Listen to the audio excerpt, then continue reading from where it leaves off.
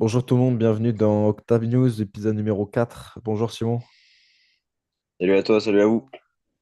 On va parler de plusieurs sujets. Il y a des actualités qui sont sorties. Dana White qui a fait une annonce la nuit dernière. On s'est empressé de faire ce podcast pour pouvoir vite parler de tout ça.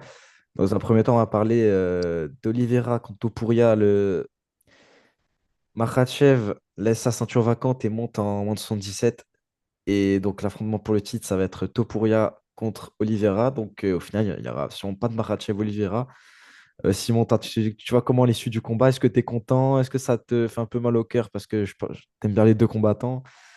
Dis-nous un Ouais, peu. moi j'aime bien les deux combattants, ça fait un peu mal au cœur, mais je suis à la fois content parce que c'est un combat magnifique. Je pense que j'aurais préféré que Makhachev combatte Topuria. Ouais, Bon, après, je suis content. Après, pour moi, Topuria part quand même bien plus dans la. Ah, je perds mes mots. Bien plus avec l'avantage. Pour moi, il ouais. va gagner. Ouais, je pense aussi. Moi, je vois un Topuria qui première vraie patate qu'il met, il éteint parce que, bon, Topuria n'est pas du tout connu pour son menton. Et on l'a vu dans tous ses combats quasiment. Il s'est fait à chaque fois sonner, knockdown, tout ça. Donc, moi, je pense à une victoire de Topuria et je pense que Topuria, après avoir gagné, il va call out Makhachev pour qu'il redescende parce qu'il veut vraiment ce combat. Makhachev, je sais Ouais, pas mais je s'il va crois que ça se redescendre. fera jamais. Je sais pas s'il Pour va moi, redescendre. il a un peu fui ce combat quand même, hein, Makhachev. Ouais, je pense aussi que Makhachev a un peu Pour fui moi, par peur de niquer il son l'a fui de héritage. fou. Ouais, Ouais, je pense que c'est ça. je suis d'accord avec toi, mais c'est dommage. Mais bon, ça va nous donner un gros combat. Le problème, c'est que Topuria, il va battre Oliveira et pour moi, il aura aucun réel défi en moins de 70, à part peut-être Hmm. Saroukian. Mais Ouais, je pense que ouais, il va peut-être ouais, il y assouvir aura sa pas tellement de domination longtemps, défis. quoi. C'était le combat à faire, malheureusement. Makhachev n'avait pas l'air de vouloir de cette fumée. Euh, Ah. donc, ce qui va nous mener à un Makhachev contre Jack Della Maddalena, sûrement pour septembre, le UFC 320, ou peut-être octobre à Abu Dhabi. Euh, Ça, c'est encore une fois, ça va être un banger quand même, mais moi, encore une fois, je vois Makhachev l'emporter quand même. Je sais pas ce que tu en Oui, penses, toi, mais. moi aussi, moi Parce aussi. que on a vu quand même Makhachev, Jack Della Maddalena très gêné par le jeu en kick de Belal Muhammad qu'il a instauré quand même au premier round. Donc Makhachev qui a un bon jeu de kick, qui a quand même une bonne anglaise, qui a une meilleure lutte, un meilleur Hmm. contrôle au sol. Pour moi, Bon, il Makhachev est va plus juste complet en gagner. général, hein. Ouais, c'est ça. Il est plus complet dans tous les Il est points forts meilleur. de Ouais, Belal. c'est ça. Et puis, il a C'est ça. aucun mal à lutter, même par ego, de se dire que c'est pas un meilleur boxeur. Et à partir de ce moment-là, Hmm. je pense que Makhachev va assouvir aussi sa domination. Mais bon, le rêve un peu utopique que j'ai, c'est Makhachev qui monte, Khamzat qui descend une dernière fois, et Khamzat contre Makhachev. Bon, tu peux toujours rêver, à mon avis. Ouais, mais bon, il y aura quand même l'affrontement Rakhmonov contre Makhachev, ça va être banger. Ah, ça va être cool aussi. Bah, de toute façon, de grosses annonces hein, ces derniers temps à l'UFC. Ouais, De grosses annonces, hein, je trouve. bah c'est exactement ça. Je pense que là, on va assister à les meilleurs UFC qui suivent. En plus, avec l'affrontement de Poirier contre Holloway à l'UFC 318. Ouais. Ça va être une Le masterclass dernier. aussi. Le dernier pour Donc, Poirier. hmm, Topuria Oliveira le 28 juin à l'UFC 317. On a même Pantoja qui défend sa ceinture contre KKR en France. Euh, je pense Pantoja va encore gagner. Il a lavé sa catégorie. Je pense Ouais. pas que. Je pense que ça va le faire aussi contre KKR France, même s'il a le style pour potentiellement pouvoir faire quelque chose. Mais Non, ça va le faire. on parlait de Khamzat juste avant. Il y a une autre annonce encore. Dricus Duplessis contre Khamzat Chimaev pour l'UFC 319. Je crois que c'est le 16 août. Avec Ouais. Nassourdine Imavov laissé de En côté, remplaçant. Ouais. remplaçant du combat. On espère que Shimaev loupera sa Ouais, ça pesée et pesait. puis que. Dès que j'ai vu ça, je me suis dit, ah, pourvu qu'il loupe sa pesée encore une fois. Ah, ça laisse des bonnes chances pour Imavov parce que Khamzat, c'est un à même d'annuler ses combats.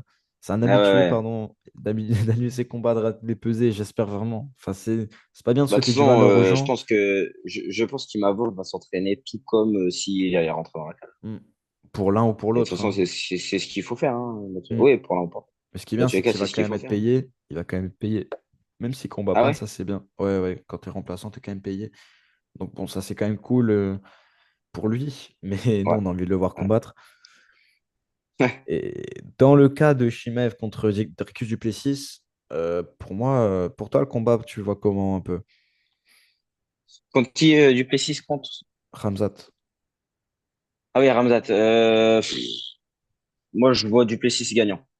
Ouais, Ouais, ouais, Duplessis gagnant. Je sais pas pourquoi. Le film me fait dire que ça serait Duplessis. Peut-être parce que j'aurais voulu voir Imavov à la place de Ramzat. Je sais pas. Mais je le vois gagnant.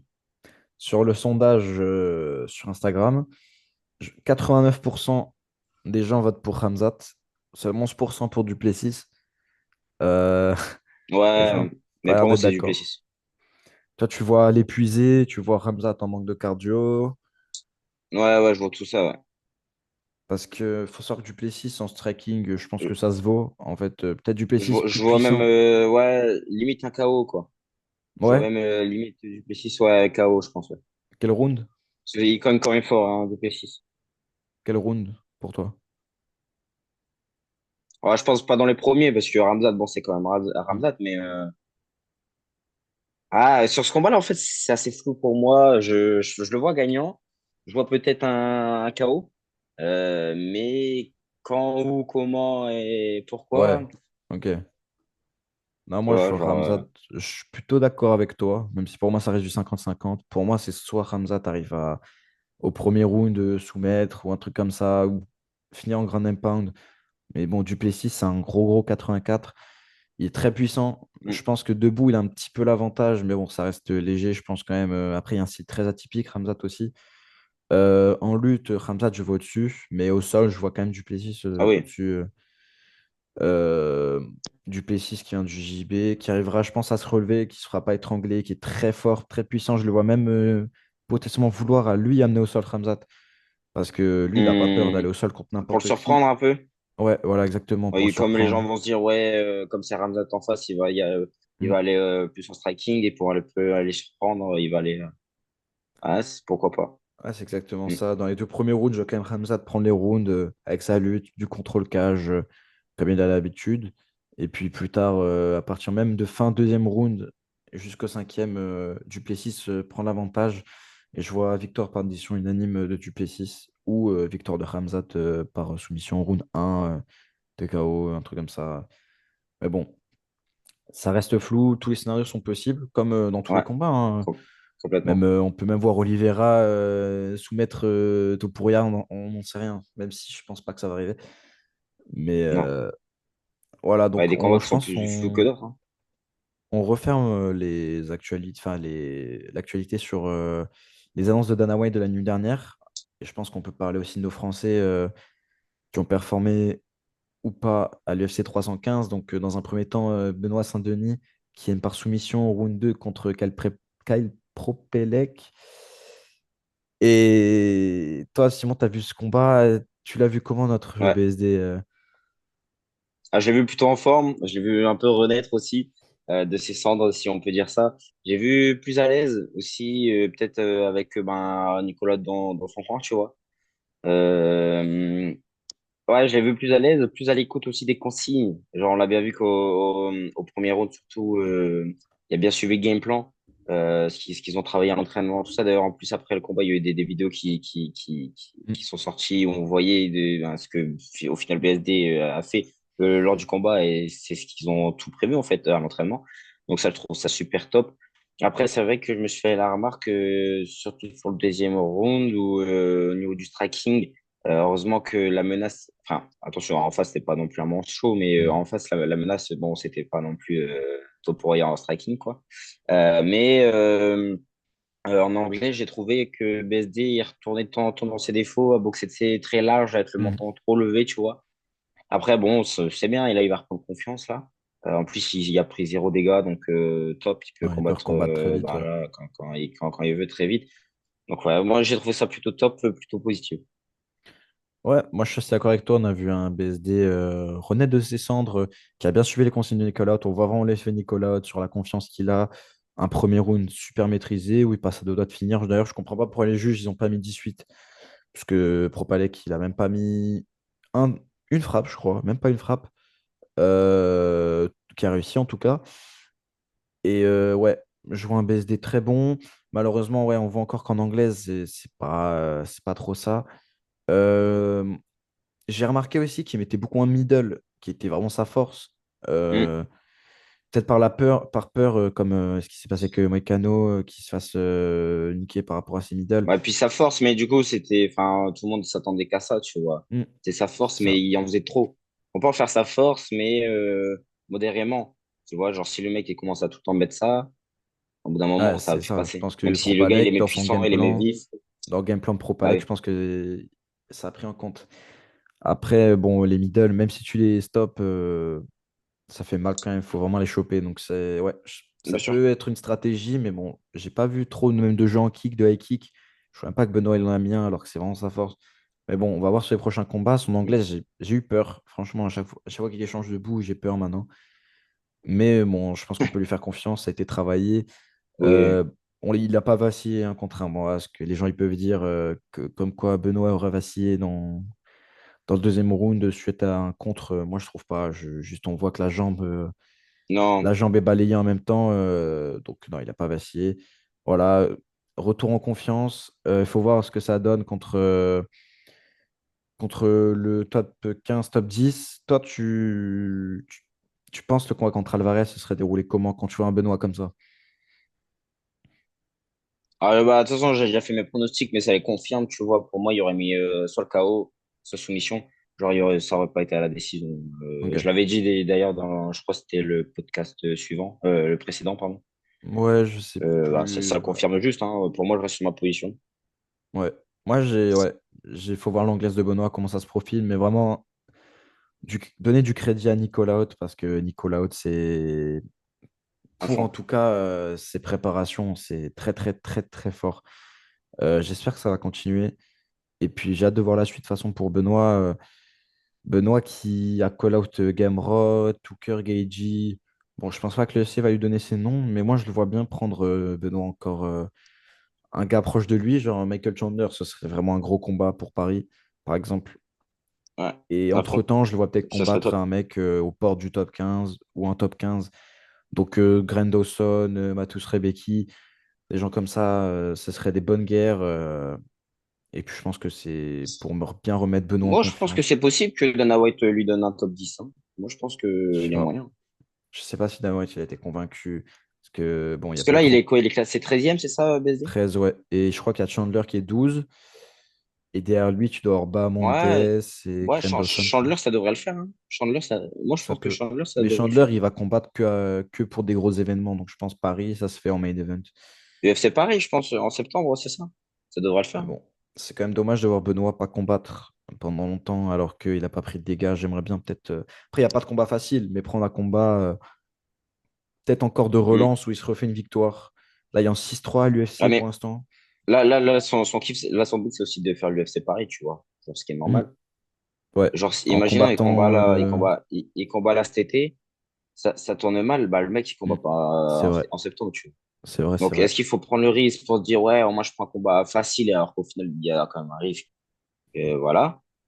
Et où il en prend pas du tout, et il est sûr d'avoir sa place à l'UFC Paris. C'est ça. Donc, je vous laisse C'est aussi la donner question vos qu'il faut se avis. poser, Je te laisse donner vos avis dans bien les sûr. commentaires. On est quand même assez dubitatif.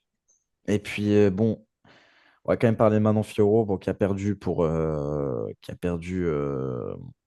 Décision. contre Valentina Shevchenko à la décision, 48-47.